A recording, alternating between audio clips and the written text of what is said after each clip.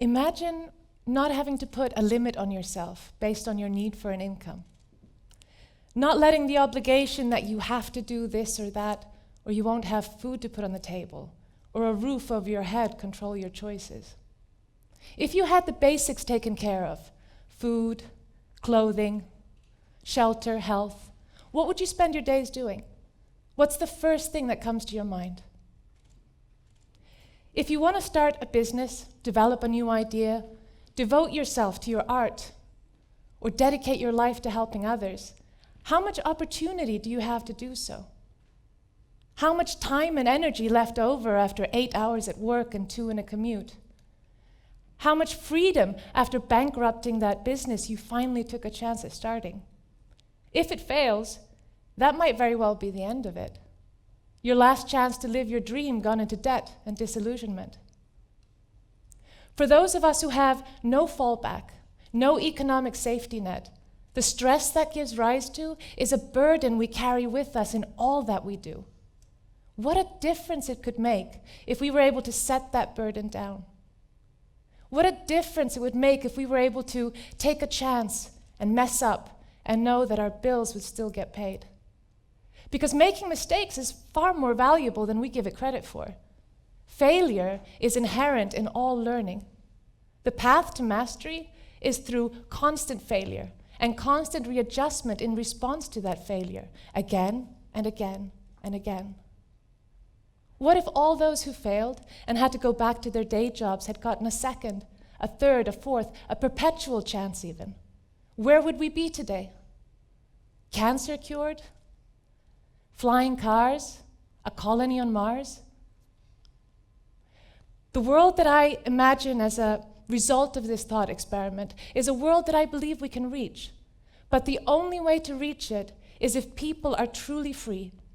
The type of freedom that comes from equal opportunities and the ability to make choices based on not what you have to do to survive, but what you want to do to thrive. We could do this by providing a universal basic income to everyone. Now, in its simplest form, the idea of a universal basic income means that everyone should receive an amount of money sufficient to make ends meet, regardless of their circumstances, like employment, social status, or even need. And then those who are able or wish to supplement their income are then free to take any work that they choose, and the income they receive from that work would be an addition to their universal basic income, after taxes, of course. The basic income is unconditional in that nothing you do or don't do will affect your receiving it. It enshrines the principle that we are all valued members of these human societies we've created all over the world, and we have a right to share in their collective wealth. The philosopher Thomas Paine in 1797 wrote a pamphlet called Agrarian Justice, where he makes an argument for a universal basic income. He states that the earth in its natural, uncultivated state was and ever would have continued to be the common property of the human race. He goes on to say that it is the value of the improvement only, and not of the earth itself, that is individual property. And that the proprietor, therefore, of cultivated lands owes to the community a ground rent for the land which he holds. Now, the idea that we should all receive a dividend from our stake and our shared ownership of the planet's resources is a powerful one, and I think an important one for the future. A future where technological advances with machine learning and automation are poised to greatly disrupt our societies and create an ever-deepening inequality.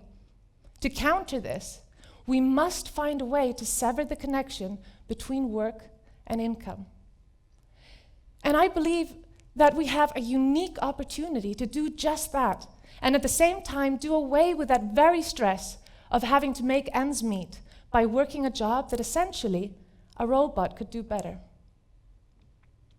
A report published by Carl Benedict Frey and Michael Osborne of Oxford University found that 47% of US jobs are at risk of automation in the next decade or two. And in poorer countries like India, 69% of jobs are at risk. In China, 77%. A report published by the World Economic Forum argues that job losses could be offset by employment growth in other areas, but comes to the conclusion that the rise of robots will still lead to a net loss of over 5 million jobs in 15 major developed and emerging economies by 2020. And these aren't just factory jobs that we're talking about here. Those jobs are already mostly gone in the Western world. We're talking about cashiers, telemarketers, jobs in insurance, in the food industry, serving, office and administrative jobs, sales, transportation, the list goes on. The power of machine learning means that the jobs people thought would be safe from automation are now at risk too. Katja Grace from Oxford's Future of Humanity Institute led a study asking the world's leading researchers in artificial intelligence when they think artificial intelligence will be better than human beings at a wide range of tasks. North American researchers estimate that this will happen in 74 years. But their Asian counterparts see this happening in just 30 years. So however you look at it, before long, AI will outsmart humans in almost everything. I think 30 years is a reasonable estimate. But there are important factors in slowing down automation, and one of those is likely the cheapness of labor. Think how difficult the fight for higher wages will be in a future where technology offers cheaper and more efficient results than human labor. In our current economic model, where income and therefore survival is dependent on having a job, workers will have very little leverage to negotiate, as wages will be driven down by the constant threat of either outsourcing to a cheaper labor force overseas or to robots. And in our current economic model, who benefits from automation? In the past, the main benefactors of technological advances have been businesses, industry. Technology has made the world richer overall, yes, but not everyone has benefited. In 2009, the top 1% owned 44% of the world's wealth. In 2014, they had 48%. By 2020, it is estimated that the 1% will own 54% of global wealth. Now, this concentration of wealth, it doesn't have to continue. We can change the system. For the first time in history, technology could lead us to the abundance necessary to enrich humanity on an individual level.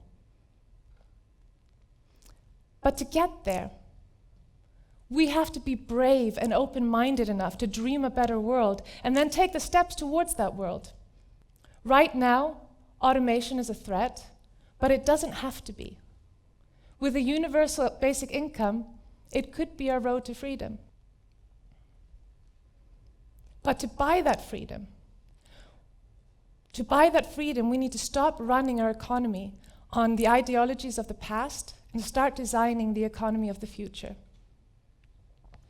Now, there are many ways that we could fund a universal basic income. Most of them involve taxation reforms that are sorely needed in our shifting, highly technical, globalized economy.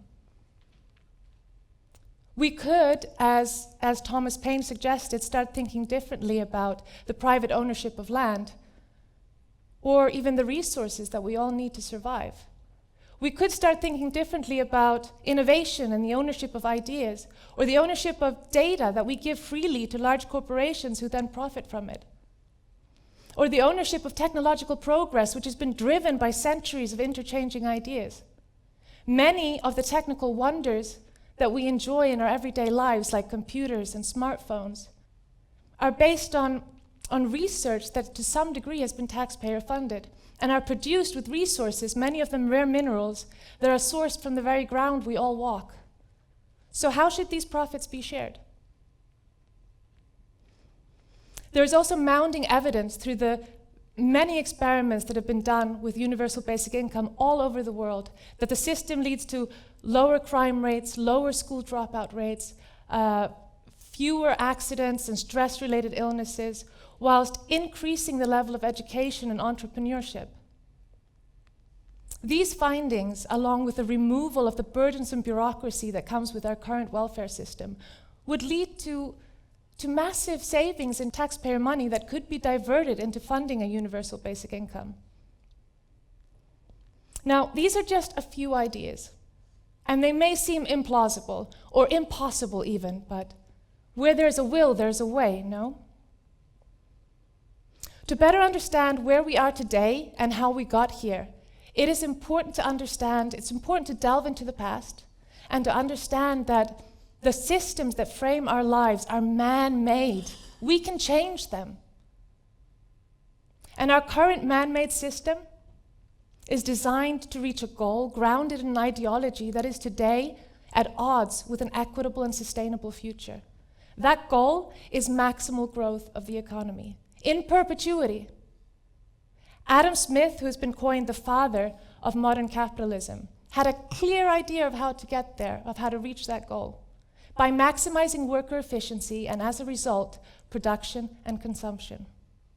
By breaking down complex processes into many tiny steps, each allotted to one worker, human beings became little more than cogs in the industrial machine whose output was an imagined infinite economic growth.